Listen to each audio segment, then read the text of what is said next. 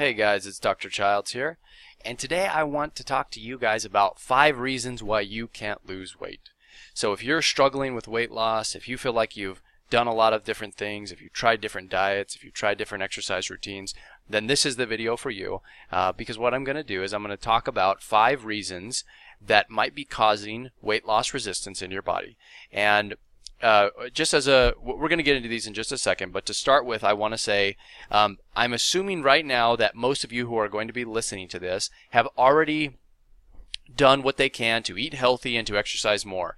And so if you've done all those, if you haven't done those things, I would encourage you to obviously address those first, because those are going to be, the most obvious things that you can do to impact your weight. Now, they're not going to be enough for many of you, and I'll explain why in these 5 reasons. But if you haven't done that, that's the first place to start.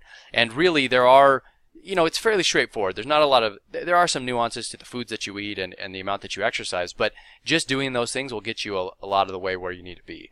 And so let's start. Number 1, I want to use this image to talk about number 1, which is your metabolism may be damaged. Okay, so that's number 1 reason why you may not be able to lose weight. And I would say this is a very common condition among a lot of people. And the reason is quite simple. And I'm going to explain this to this diagram here, so don't stress out about that. But basically, let me talk about the metabolism for a minute. So your metabolism is best understood as the amount of calories that you burn each and every day, regardless of the amount of exercise that you put forth, or regardless of the amount of other things that you're doing in your life. It's the amount of calories that your body is burning simply to stay alive. And this number isn't static. It changes a lot. It's dynamic. So it's a lot of different things that you can do impact this. In fact, some things for the better and some things for the worst. Now, it turns out that one of the worst things that you can do for your metabolism, as evidenced by this image, which we'll talk about, is to undergo extreme dieting or fad diets or yo-yo or recurrent diets. And the reason for that is simple.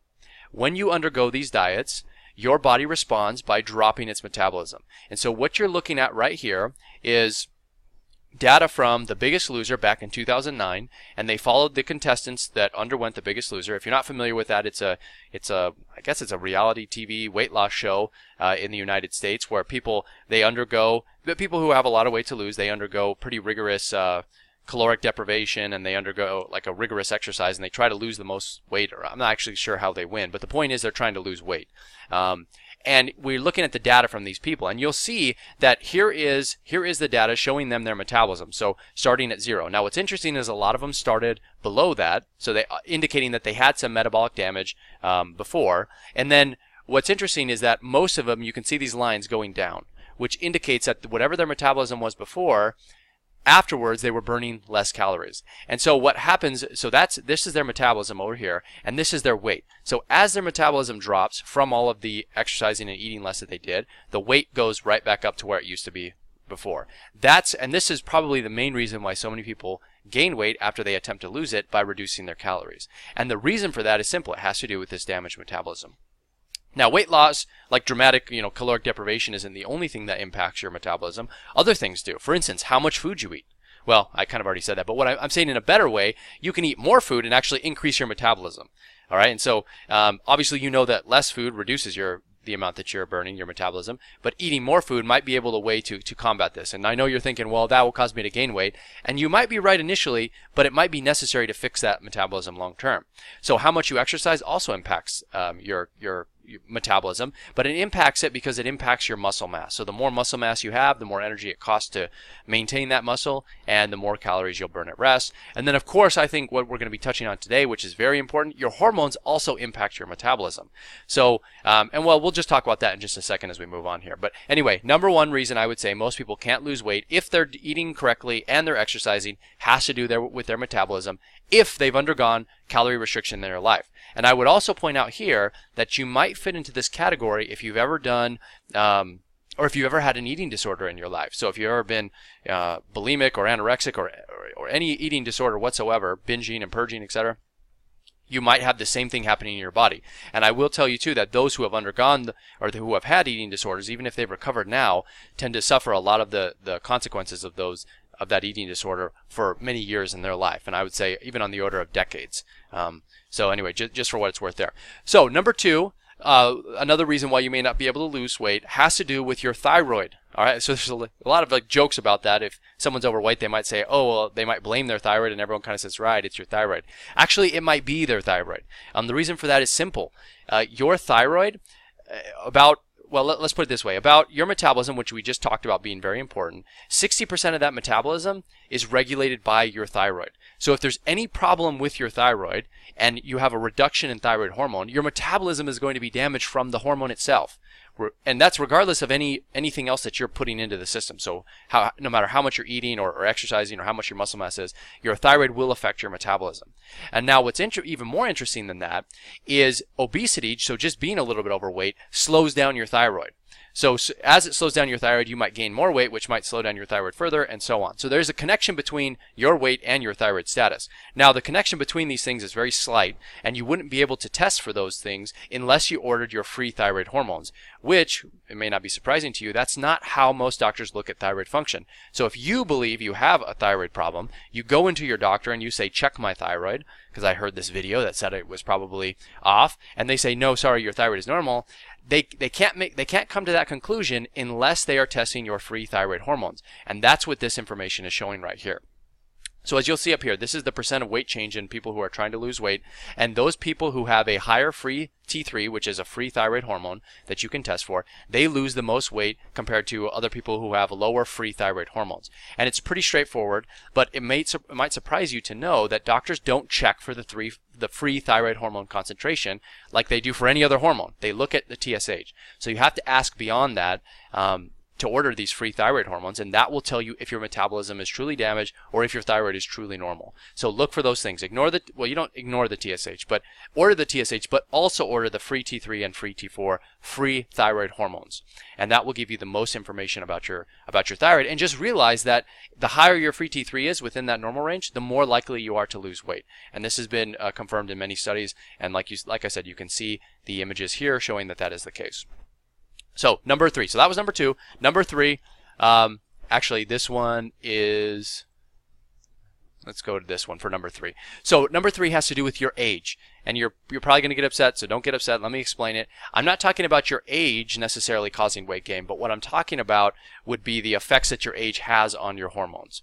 Or rather just being alive longer, the impact that it has on your hormones. And 2 specific conditions I want to talk about. For men, it's called andropause. Okay, which is the reduction of testosterone in men. And for women, you probably know this very well, it's called menopause, which is the reduction in estrogen and progesterone. Now, this happens around the age of 50 or so in both genders. But what's interesting is that this condition, both of these conditions in both men and female, they are associated with a large increase in weight gain. Not only that, once you hit these conditions, this drop in hormones, it's also more difficult to lose weight afterwards. So that's obviously a big problem, and not something you want to have going on. And so this has been shown again and again, without doing anything, women who hit menopause and men who hit andropause, even if they don't change the amount of food that they're eating, the amount that they're exercising, or anything like that, they will probably gain on average 10 to 15 pounds, and sometimes more and sometimes less. And that has nothing to do with those other variables we talked about. It has everything to do with their hormones. So what can you do about it? Well, you can undergo HRT, which stands for hormone replacement therapy. If you're a man, you can take testosterone, and women can take it too, actually. It works out real well. But if you're a woman and you're in menopause, then you might be able to and gain benefit from replacing estrogen and progesterone. And newer studies have shown that as long as you're doing this correctly, the benefits outweigh any of the risks. So if you go back to the early 2000s, everyone was on HRT until they thought that, well, this is a different HRT. I won't get into this right now, but let me just say that a lot of the information that has scared people back from, I think it was 2002, 2004, that time range, that time period, it turns out to not be as accurate as you probably are thinking that it is. And so there was a big scare back then that HRT was going to cause strokes and heart disease and breast cancer. But like I said, the newer studies now have shown that if you do it correctly, it doesn't cause those things. And it might be able to help you with your weight.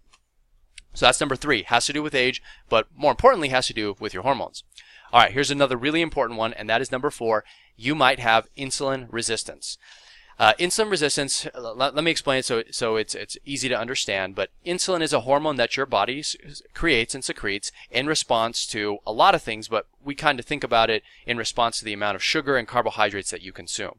When you consume a carbohydrate-rich meal, which means like a lot of sugar, so let's say you drank like a 44-ounce soda from whatever, the 7-Eleven or whatever the convenience stores are called near you. Let's say you consume one of those. What's going to happen is your insulin is going to spike. Now, this is a problem because repeated episodes of this might cause your body to become more resistant to the insulin, which will then raise your blood sugar over time and lead to type 2 diabetes and a lot of problems and a lot of weight gain. Now, the reason it causes weight gain is because in the presence of insulin, your body is unable to burn fat. So that's what this chart is showing you. So the higher your insulin goes, you can see fat burn over here. The higher your insulin goes down here, fat burn is basically going to be 0. But as insulin drops on this x-axis here, as insulin drops down, fat burn shoots up and you're able to burn more fat. But if you have a state of insulin resistance all the time in your body, your insulin is never going to reduce. It's going to constantly be high, which means you're not going to be able to unlock the fat cells until you treat that insulin resistance. Now, you can treat that through a variety of ways, including diet being one, and exercise, especially high intensity exercise and strength training. Both of those things can do it, but you have to look at your insulin and you have to address it one way or the other, because if you don't, you will not be able to lose weight by this mechanism here. And it has to do with this hormone called hormone sensitive lipase, which literally blocks your, shouldn't say literally, but conceptually you can think about it as it blocking your body's fat cells from actually releasing any fat and getting smaller. Instead, they're getting bigger. Okay, so that's generally how it works. And then the last one I want to talk about, number 5, one of the reasons you might not be able to lose weight, has to do with stress.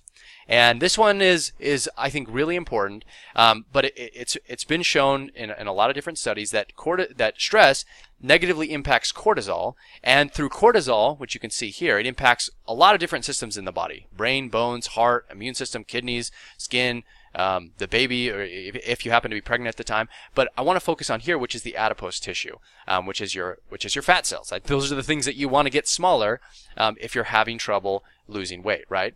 But the problem is cortisol impacts glucose and insulin. So what's happening when you get stressed out is your body is developing insulin resistance, which is going through that process I just described. But beyond that, high stress is also causing more cravings for carbohydrates and other foods. It's causing you to not be able to sleep as well, and even if you do sleep, the quality of your sleep is reduced, and so it's further worsening some hormone systems. And then also, high stress impacts your ability to exercise and how intensely you can exercise, so your exercise capacity, and so on. And so there's a lot of problems related to stress.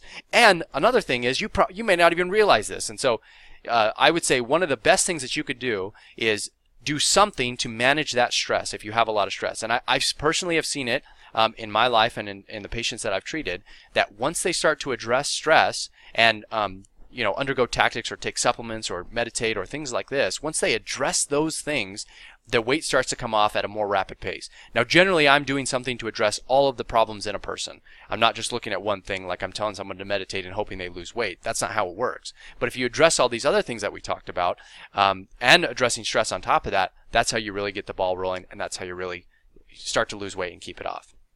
So these are the 5 things that we talked about. Number 1, check if you can't. So let's just recap here. If you can't lose weight, you're not sure why, you've already been eating healthy, and you've already been exercising, then these are your next things that you want to be looking at. Number 1, check to see if your metabolism is damaged. Number 2, check your thyroid. Number 3, consider your age. Okay, so it might be menopause or andropause. Number 4, look at your insulin levels. And number 5, reduce your stress. And these are all serious conditions that could lead to weight loss resistance or the inability to lose weight. And so that's all I have for you guys today. Hopefully you found this helpful. We can talk about the actual treatments for each of these things, but the video is kind of already getting long as it is. So if you have questions about these conditions, how to diagnose them, if you have it, if you're dealing with it in your life, leave your comments or questions below. I'd be happy to get to those things. Also, if you've enjoyed this and if you like this video, please like it or subscribe. I'd love to help you guys out in the future as well. So otherwise, I will see you guys in the next one.